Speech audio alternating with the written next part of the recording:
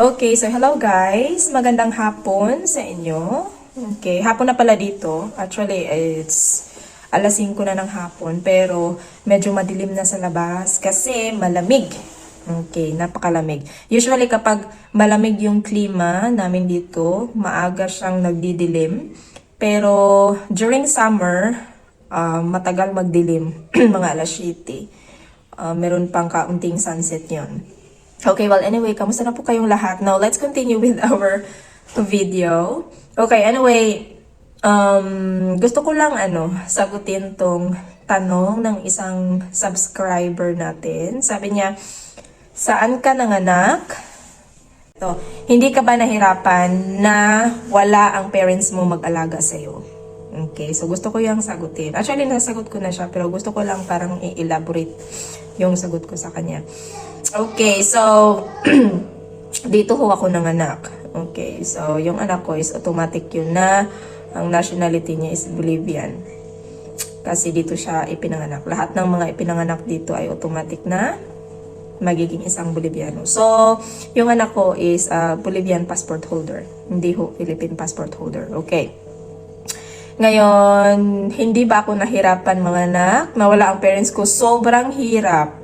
As in, sobrang hirap talaga. Especially because I am a first-time mom. I thought nung una na, magiging madali lang sa akin. I thought na okay lang sa akin kahit wala yung parents ko kung mga anak ako. Pero mahirap pala kapag first-time mother ka. Kasi malaking adjustment yung nangyari sa akin eh. Na nabuntis ako agad-agad. Na parang hindi pa ako handa. Okay? So, and akala ko okay lang na magiging madali sa akin lahat. Kasi, alam mo sa Pilipinas, marami naman akong naalagaan na bata. Okay? Pero, yung parang, iba pala talaga. Okay? Iba pala talaga kapag sarili mo na, sarili mong anak yung alagaan mo kaysa sa yung nagbabantay ka lang or yung pinapabantayan sa'yo. Iba kasi, iba pala talaga. Kaya, napakahirap sa akin, lalo na dahil yung kultura nila dito is hindi katulad ng kultura natin sa Pilipinas. Okay? Kaya noong ako'y nagbubuntis dito, hindi. Noong ako ay nanganak, sobrang payat na payat ako. As in, I really lose a lot weight. May mga nga ako, I have neighbors in the Philippines. Kapag nakikita nila ako, nakikita nila yung pictures ko, when they saw my pictures posted on Facebook, sinasabi nila, hala, bakit bakit ang payat-payat niya? Bakit ganun? Marami silang, alam mo yun, yung mga iniisip. Yun yung mga sinasabi talaga na, minsan yung iba na kaka-video call ka pa, ay, bakit ka pumayat? Ganun. Alam mo, kapag naririnig ko yun talagang, umiiyak talaga ako kasi sabi ko, grabe, ano bang nangyayari sa buhay ko? Yung parang ganun, bakit nagkaganito ako? Yung parang ganun, kasi nga first time mom. Yung changes ng katawan mo, physically, at saka hindi talaga ako naging handa kasi we never planned to have a baby right away kasi parang after we got married, nabuntis talaga ako agad-agad. So, I wasn't ready at all at that time. So, and then, postpartum. Okay, di ba yung postpartum, grabe, emotional ka talaga, hormonal kasi. Marami akong mga hindi alam. Okay, ganun pala talaga if you're a first-time mom. Yung naglalagas yung buhok ko, grabe. Yung naglalagas yung buhok ko, hindi ko yun alam. Okay, that was during pandemic na normal pala na naglalagas yung buhok mo. Sabi ko, there's a lot of mga buhok sa aming sa unan, sa aming bedsheet, sa floors, at saka sa sa banyo. Tapos nagagalit yung binan ko dati. Yun yung isa sa ikinakasama ng loob ko. Kasi nagagalit siya dati kasi ang dami daw buhok, yung parang ganun ba. Eh hindi ko alam na naglalagas pala talaga. Eh paano kung makokontrol yung lagas ng buhok ko? Eh may buhok ako, babae ako, alam nga naman, puputulin ko tong, buhok ko, magpapakalbo ako, di ba? Tapos, normal pala yun, na maglalagas. Sabi ko, hala, baka may cancer ako. Bakit naman maglalagas ang buhok kapag may cancer? Diba, grabe na yung mga iniisip ko dati talaga.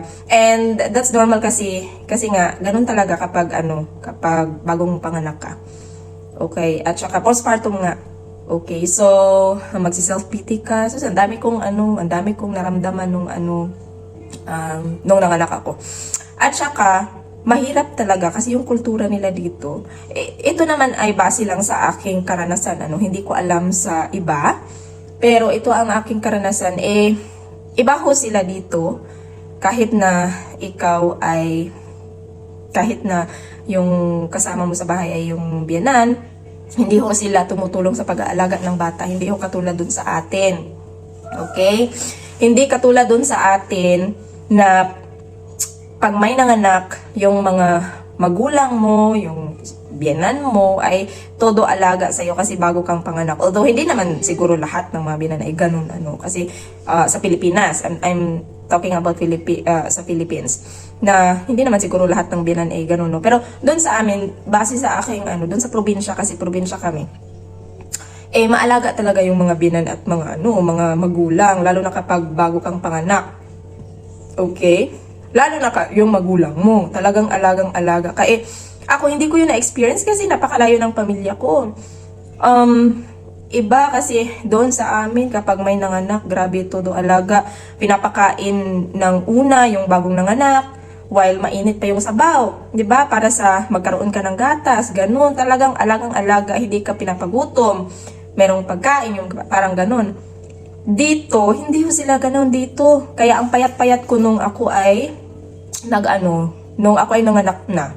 Sobrang payat ko talaga. Hopefully, I can still show you my pictures. I can still find that pictures na grabing pinayat ko nung ako'y nanganak na. Kasi wala akong masyadong kain. At saka palakain pa naman ako. Kasi kapag nanganak ka na, nagbe-breastfeed ka, palaging gutom yung tiyan mo. Palagi kang gutom. Sobrang gutom. Kaya gusto mong kumain. Dito sa kanila, yung mga pagkain nila, hindi ba yung mga pagkain nila So, hindi ko masyadong gusto nung mga panahon yun. Hindi sila masyadong nag-aano ng soup. Yung parang ganun ba, wala akong gana sa mga pagkain nila. Kasi yung gusto ko is sabaw lang, parate. Yung parang ganun. Nakikitira ka lang. Hindi ka pwedeng makapagluto. Kasi nga, nahihiya ka. Grabing pinayat ko nung ako ay nanganak. Nung nagbuntis ako, pumayat ako ng masyado dun kasi anong tawag doon, palaging suka ng suka. Tapos, nung nanganak ako, yun yung sobrang payat talaga kasi walang tulog. Yung mga kasamahan namin mga kaibigan namin, nagsasabi talaga na, uy, kumakain ka ba? Yung parang ganun, they are very concerned with me. Kaya, minsan, they invited me for lunch. Inaano nila ako na, punta ka sa amin, kumakain ka ba sa inyo? Yung parang gano'n, anong kinain mo ngayon? Yung parang, they are very much concerned with me kasi nakita nila na bumagsak yung katawan ko talaga. They are very, very caring to me. Tapos, grabe, kakaiba kasi yung kultura nga nila dito is kakaiba. And then, first time mom, wala akong masyadong alam, lalo na for newborn. Okay, newborn. Yung mga inaalagaan ko naman dati sa Pilipinas, malalaki na, nag-school na, mga kinder, ganun. So, wala talaga akong naalagaan na yung parang newborn talaga na batang-bata. Parang wala akong masyadong naalagaan na ganun. So, iba kasi kapag nag-alaga ka tapos sarili mong anak, diba? Iba na yun. So, grabe talagang naalala ko nga noon nung cesarean po kasi ako. So, yung anak ko, lalo na yung mga newborn, palagi yung umiiyak talaga, as in iyak ng iyak talaga yan. Na yung anak ko hindi natulog from 11 p.m. hanggang alas 5 ng umaga. As in talagang nakatayo lang talaga ako, nag-i-stroller sa kanya. Grabe guys, para na akong mahimatay. As in talagang hindi ko na kaya. Umiyak talaga ako, tapos ginising ko yung asawa ko. Sabi ko sa kanya, please, ikaw na muna kasi talagang mahihimatay na ako. Hindi siya yung pumalit sa akin. Nagpunta siya sa living room, pinatulog niya, nakatulog yung bata. Alas 6 na yun. Lumabas man yung biyanan ko. Paglabas ng biyanan ko, sabi niya, kawawa naman yung anak ko. May trabaho pa yan bukas. Pa yung nagbabantay ng bata. Yung ganun ba? Grabe. And then, nasa postpartum pa ako. Ay, grabe yung iyak ko. Grabe yung iyak ko guys kasi I mean, hoy, ako nga yung mas kawawa kasi wala akong tulog. Wala nga akong tulog tapos hindi ako tinutulungan ng anak mo. Hindi rin sila tumutulong sa akin tapos ang naging kawawa pa yung anak niya. Grabe, umiyak talaga ako kasi very pa naman yan, yung kapag postpartum, agoy, very emotional ka pa rin. So, ay grabe. Affected ako kapag may sinasabi yung biyanan. Ang gusto ko lang naman sana is wag naman sana magsalita, no? Kasi wala na nga akong nag-iisang lang ako dito tapos ginaganon pa. Cesarean pa naman ako noon. Tapos, grabe yung lakad ko, talagang nakayuko pa kasi napakasakit maglakad, alam mo yun. So, napakahirap na manirahan sa ibang bansa na wala kang pamilya, tapos iba yung kultura nila, napakahirap. Kaya, may mga Pilipina dito na walang mga anak. Sabi ko, buti na lang talaga wala kayong anak kasi mahirap kung may anak ka dito. Lalo na for example, nag-away kayo, gusto mong umuwi, gusto niyo na, gusto ko nang uwi na ako ng Pilipinas, hindi ka makakauwi kasi, paano ka makakauwi may anak ka. Tapos, may anak ka nga, hindi mo madadala yan. Bigla-bigla, or hindi mo yan madadala ng very easy. May mga proseso dyan. Nako, grabe talaga. Kaya, yung iba, may mga Pilipina na gustong magkaanak. Sabi ko, pag-isipan nyo ng mabuti kasi para sa akin, dito, maganda naman magkaanak dito kasi may subsidy, may subsidy galing sa gobyerno. Talagang yung subsidy, nakakatulong, sobra. Every month, makakatanggap ka ng, subsidy. Para sa iyong anak, para sa iyo. Yun yung talaga ng subsidy. Now, kung patungkol sa kultura, sasabihin kong wag nang mag-anak. Merong isang Pilipina ditong gusto niyang magkaanak kasi gusto talaga nilang magkaanak. Sabi ko, hindi magandang magkaanak dito, wag na. Kung sa Pilipinas, oo. Ay, sa Pilipinas, mas gusto kong manganak sa Pilipinas. Mas gusto kong mag-anak doon kasi yung kultura natin doon is mas maganda. Okay? Mas maalagaan tayo, maraming magbabantay dito. Hindi ka pwedeng ay bantayan mo muna kasi mag-aano ako dito. Ay hindi. Kahit na nakatira kayo sa isang bubong, hindi mo yan magaganon sa Hindi ka pwedeng maganyan sa biyanan mo. Ay naku. Sasabihin na, anong pagtingin nyo sa akin? Alila? Anong pagtingin nyo sa akin, Alila? Hindi mo pwedeng ganon-ganon na lang. Hindi pwede yung ganon. Kaya mahirap. Okay, so dumating pa sa punto na parang nasasabihin pa ako na greedy daw kasi parang ayaw kong ipahiram yung bata. Sino naman may gustong ipahiram yung bata, guys, na hindi nababantayan ng maayos, kinakagat ng lamok, kawawa. There was a time na iniwan namin sa biyanan ko, grabe. Kinagat ng lamok yung mga anak ko, yung anak ko, grabe talaga, nilagay sa walker. Tapos ang daming lamok doon sa sa bahay niya kasi parang madilim doon tapos hindi palaging nalilinisan kasi may tindahan siya. So maraming lamok. Although marami din naman lamok talaga dito So kinakagat ng lamok. So hindi ko hinahayaan yung anak ko doon. Doon sa amin sa kwarto hindi man masyadong lang lamok doon kasi naka-aircon palagi.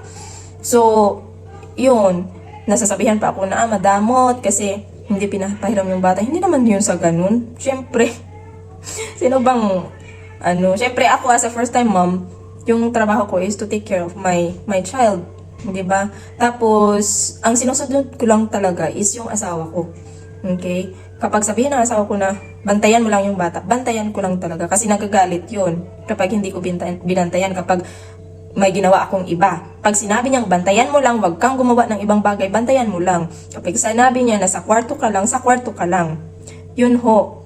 So kaya hindi ho ako nagluluto kasi gusto na asawa ko na ako lang yung mag-alaga ng anak ko. Yung nanay niya lang yung magluluto, yung parang ganun. At saka, talaga, mahirap talaga ditong magkaanak kapag nakikitira ka lang. Mas maganda yung nakabukod na kayo, tsaka kayo mag-aanak. Kasi mahirap talaga. Walang privacy.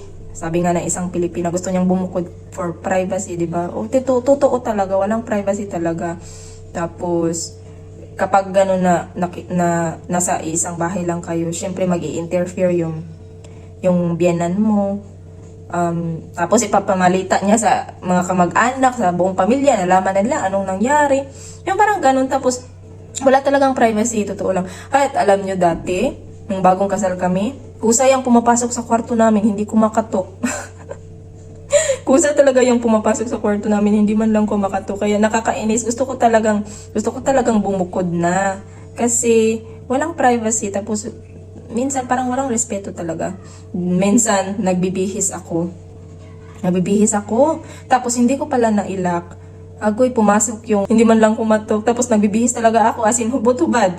Ay nako, talagang yung mga ganong bagay ba, yung parang hindi ka nare-respeto, yung privacy, kumbaga. So, mas maganda talaga na nakabukod na kayo, tapos saka kayo mag-aanak. Yun yung mas mabuti kasi magagawa mo lahat ng gusto mo, malaya kang gawin lahat ng gusto mo. Kung hindi ka maghugas, okay lang. Kung maraming labahin, okay lang. Kung madumi ang bahay, okay lang. Yan, kung yung asawa mo rin is very understanding sa'yo na, okay lang kasi bagong panganak, hindi pwedeng magganito, gawin to, ganyan. Pero grabe kung may asawa kang gustong malinis parate, ay nako, mahihirapan ka dyan. Yung gustong palaging organize yung bahay, yung palaging malinis. Ano to? Bakit to? Madumi? Yung parang ganun, ay nako, mahirap yan. Mahirap yan. Kaya talagang kilalanin nyo yung mapapangasawa nyo at magiging ama ng anak nyo. Dapat lang.